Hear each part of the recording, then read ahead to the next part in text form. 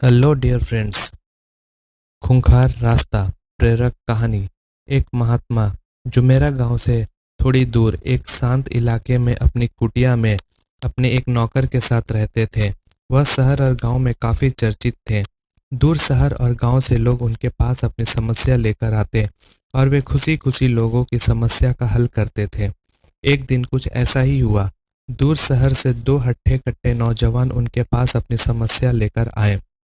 महात्मा ने देखा वह काफी मायूस दिख रहे थे। महात्मा ने आदर से अंदर आने को कहा और चारपाई पर बैठकर उनकी समस्या सुनी।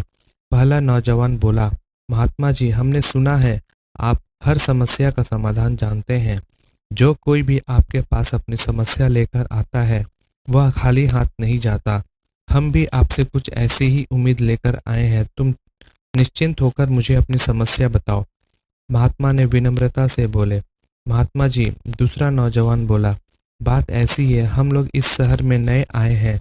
जहाँ हमारा घर है वहाँ के इलाके में बहुत दहशत का माहौल है। वहाँ आवारा लोगों का बसेरा है। सड़कों पर गुजरते हुए लोगों से बदतमीजी की जाती है। आते जाते लोगों को गालियाँ दी जाती हैं। कुछ दबंग लोग शराब पीकर सड़क किनारे खड़े हो जाते हैं और सामने से गुजरते हुए लोगों के साथ बदसलूकी करते हैं।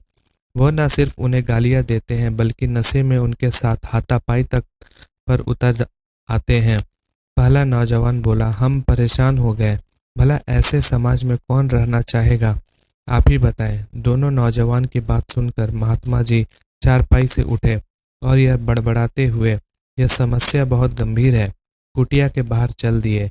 नौजवान ने बाहर जाकर देखा। वह शांत खड़े अपनी कुटिया के सामने वाली सड़क को देख रहे थे। अगले ही पल वह मुड़कर दोनों नौजवानों से बोले, बेटा एक काम करोगे?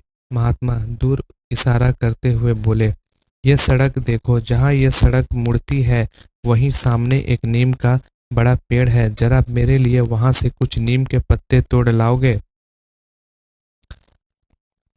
जरूर महात्मा जी, जैसा आप कहें, कहकर दोनों नौजवान ने कदम बढ़ा दिए। परंतु महात्मा उन्हें रोकते हुए बोले, ठहरो बेटा, जाने से पहले है बता दूं, रास्ते में कई आवारा कुत्ते हैं जो तुम्हें अपना शिकार बना सकते हैं। वह बहुत खूंखार है, तुम्हारी जान भी जा सकती है। क्या तुम वह पत्ते ला पाओगे? नौजवान ने एक दूसरे को देखा और उनके चेहरे के हाव भाव देखकर महात्मा समझ गए कि वे डरे हुए तो थे परंतु वहां जाने के लिए तैयार थे। दोनों नौजवान उस सड़क पर चल दिए। वह सड़क पर से गुजरे रास्ते में उन्हें काफी आवारा कुत्ते सड़क किनारे बैठे मिले। उन्होंने कोशिश की वह उन्हें पार कर जाए, परंतु यह करना आसान नहीं था। जैसे ही वह एक कुत्ते के करीब से गुजरे, कुत्ते ने उन्हें काट खाने वाली भूखी निगाहों से घूरा। वह कोशिश करते उन्हें पार करने की, परंतु यह करना जान जोखिम में डालने के बराबर था। काफी देर इंतजार करने के बाद जब वे लौटे तब महात्मा ने देखा उनके हाथ खाली थे और वह काफी डरे हुए थे। वह महात्मा के करीब आए और बोले, हमें माफ कर दीजिए। पहला नौजवान बोला, यह रास्ता बहुत खतरनाक है, रास्ते में बहुत खूंखार कुत्ते थे, हम ये काम नहीं कर पाए। दूसरा नौजवान बोला, हमने 2-4 कुत्तों को झेल लिया, परंतु आगे जाने पर कुत्तों ने हम पर हमला कर दिया। हम जैसे तैसे करके अपनी जान बचाकर वापस आए हैं। महात्मा बिना कुछ बोले कुटिया के अंदर चलते गए और अपने नौकर को साथ लेकर बाहर आए। उन्होंने नौकर से वह पत्ते तोड़ने के लिए कहा। नौकर उसी सड़क से गया। वह कुत्तों के बीच से गुजरा, परंतु जब काफी देर बाद दोनों नौजवानों ने नौकर को सड़क से वापस अपनी ओर आते देखा, तब देख उसके हाथ नीम के पत्तों से भरे थे। यह देखकर दोनों नौजवान भौचक्के रह गए। महात्मा बोले, बेटा, यह मेरा नौकर है। यह अंधा है, हालांकि ये देख नहीं सकता, परंतु कौन सी चीज कहाँ पर है इसे पूरा ज्ञान है। यह रोज मुझे नीम के पत्ते लाकर देता है। और जानते हो क्यों उसे आवारा कुत्ते नहीं काटते? क्योंकि ये उनकी तरफ जरा भी ध्यान नहीं देता। यह सिर्फ अपने काम से काम रखता है। महात्मा आगे बोले, जीवन में एक बात हमेशा याद रखना बेटा, जिस फिजूल की चीज पर तुम सबसे ज्यादा ध्यान दोगे वह चीज तुम्हें उतनी ही काटेगी। इसलिए अच्छा होगा तुम अपना ध्यान अपने लक्ष्य पर रखो। यह सुनकर दोनों नौजवान महात्मा के आगे नतमस्तक हो गए। अब उन्हें एक सीख मिली थी जिसे वह जीवन भर याद रखने वाले थे।